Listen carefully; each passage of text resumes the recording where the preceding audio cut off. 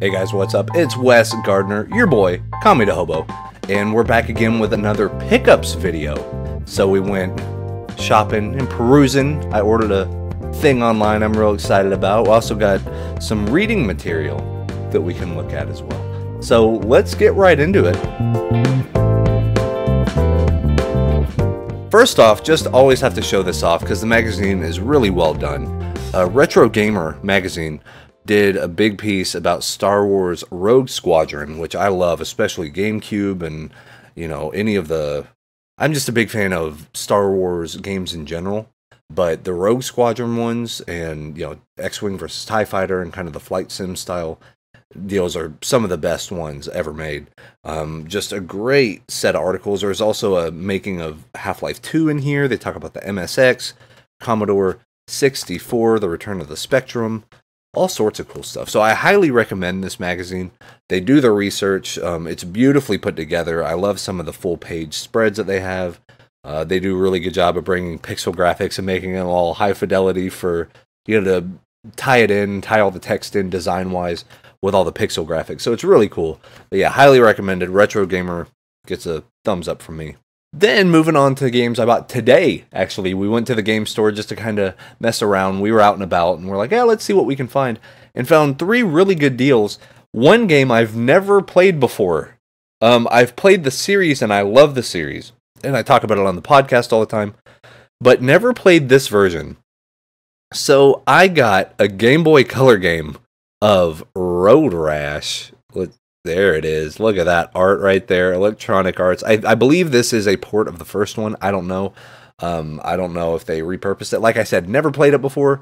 It's really neat. I like the kind of translucent case it has on it. So you can actually see the chip on the back. And it says Nintendo in gold and all that fun stuff. And I actually got this because the Retron 5, if you don't have one, you should probably get one. But it can play Game Boy games, Game Boy Color games, and Game Boy Advance games. And then upscales them up onto high def. You can play them with a controller. Really cool. So I'm interested to see what this is. I want to play it. I want to maybe even do a video on it and how well. Because Road Rash 3 is one of the coolest games from my childhood. And I love that game so much. So I hope this kind of gets me there. You know what I mean? Like, that's going to be fun. But Road Rash, Game Boy Color, never saw it before. Never even knew it existed. And got it for a really good price. I mean, no one's really on the lookout for Road Rash for Game Boy Color. So that works in our favor. But moving on. Okay, so 2 games of systems that I don't really play anymore. And the thing is, for both of these systems, this generation that I'm about to show you is really cheap to collect for right now. I found both of these games great prices. I saw them. They're complete in box. They have everything. Awesome quality. But the first game is White Knight Chronicles 2. Now, I really enjoyed the first White Knight Chronicles and never played the second one. But the reason why I wanted to get the second one, I do have a PlayStation 3. It's one of the big, bulky ones. I wanted to play it, but also, and I'll show a better close-up with the, you know, with the editing and stuff like that. But if you look right here, it comes with the entire White Knight Chronicles first game. So this is basically 2 big, sprawling PlayStation 3 RPGs in one game. So you get number 1 and number 2. And for the price that I got it, I couldn't say no. I mean, it was less than, I want to say it was like $8 for both. So that's amazing. And I really did enjoy the first White Knight Chronicles. To me, it kind of reminded me of Final Fantasy 12 a little, maybe even mixed with like Dark Cloud. Because you could actually help a village get bigger and, you know, move people into certain houses. If they liked the river, you'd move them closer to the river. So it had that sort of building up a village type mechanic, and then you would go dungeon crawling. So it was really cool stuff, really well done. I also remember that your character wasn't the main character. You were like the guy on the side. Which is fine, and not a lot of games do that, and I wish more games would do that, to where you're with the hero, and the hero's saving the day and everything, but you're just kind of hanging out. You're like, hey, I can help too. But really cool games. If you don't know about them, check them out. You can get it for real cheap. And then here's a game that I actually mentioned on this past episode of Brothering Around with Marco, and I believe Marco worked on this game. He can correct me if I'm wrong, but I know he worked at Sega as a quality assurance guy. I might have to look at the manual. But a game that's very, I don't know, I haven't a lot of nostalgia for it, is Chrome Hounds. Now, Chrome Hounds is a mech game where you can customize your own mech. It's a slow burn type of game. The multiplayer on it, the servers are offline now. There might be some private servers that still play stuff, I'm not sure.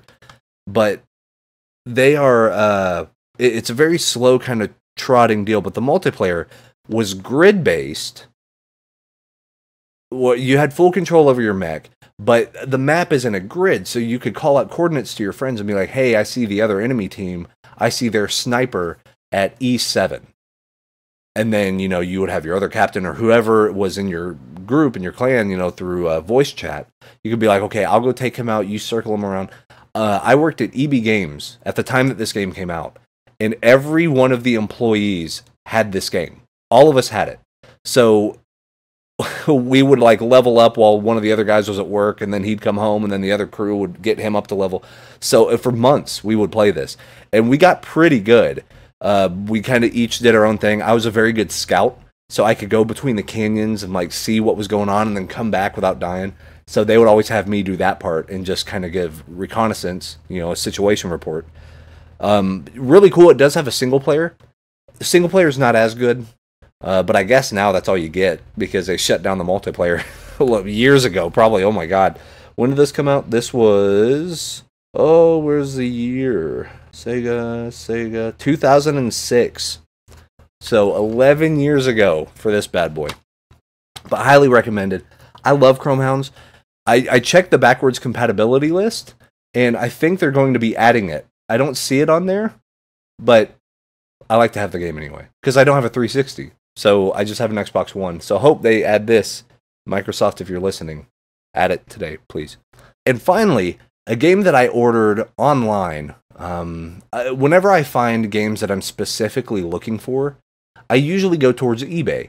And yeah, I know buy it now prices are part of the reason retro game prices are escalating, why they're going up, because people are putting buy it now prices for kind of, not a ridiculous amount, but for higher than what the going rate is if you go into like a used game store. But this game, I love the series, and I found it for a super good price for a mint condition. So I had to say, yeah, it had free shipping, but for about half the price that I see it in used game stores. So this is the very first Tenchu, called Tenchu Stealth Assassins. And for those that don't know, this game actually was my first stealth game in 3D. This came out 2 months before Metal Gear Solid. It came out right before Metal Gear Solid, and it had the pinning against the wall and like shuffling from side to side and alerting guards and all that stuff. So in a lot of ways, as far as a stealth game, I prefer Tenchu over Metal Gear, which is blasphemy, I know. A lot of fun. This is still my favorite one. In one of my other pickup videos, you saw I got Wrath of Heaven, the PS2 copy. I'm probably going to get the Xbox copy. I can't remember what that one was called, but I'm also probably going to get Tenchu 2, Tenchu Z for the 360. Let's see if that one's on the backwards compatibility list. But I want to get that type of stuff. I just like the Tenchu series. I like the mechanics. I like the way it plays. I like the way it feels. One of the coolest things about it is there's just random times to where if you're coming like off of a roof and you go to slash a guy, you'll like take his arm off. You'll take his leg off. And it's random, so you can't really make it happen. But you know, I played this game so much, I could have sworn, oh, I know exactly how to make it work, even though it was out of my hands entirely. But a lot of fun. I highly recommend this whole series. It's not it's not going to be for everyone. It does have a learning curve. It takes a little bit of time to get used to, but it's worth it. I find it very rewarding. It's a lot of fun. The controls are pretty good. This one was a little clunkier. They got better with the controls as the series progressed forward, just like really every other series, I guess. A ton of fun, a ton of good nostalgia, but I got a perfect black box copy, complete in box. Great deal. I don't know if the guy didn't know what he had or what was up, but I snatched it up real quick. But that'll do it for this pickups video. A little shorter than the other one. But hey, some good games, some really good throwback stuff. That 360, I'll tell you what, man, PS3 and 360, collect for those systems now, because in the next 5 years, you're going to get kids that grew up playing PS3. And they're going to be spending, for White Knight Chronicles 2, they'll give me $70. Who knows?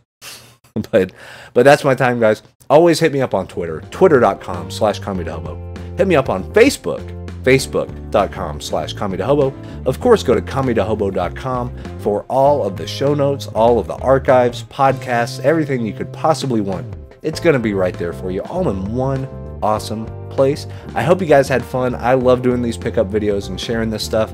Hey, I'm real stoked about this Road Rash. I'm going to probably play it tonight and see what all this is about. See if it stacks up to my ever so loved Road Rash 3. But guys, that's my time. Hit me up in the comments. What game should I be on the lookout for? If I'm going for 360, PS3, PS1, even Game Boy Color. Let me know good Game Boy games. I had a Game Boy Advance. I need to know good GBA, Game Boy Color, and regular Game Boy games. Like hidden gems. Give me those hidden gems. I'll look for them. We'll scope them out. We'll do some videos on them. But guys, that's my time. I'm Wes Gardner. We'll see you next time. Peace.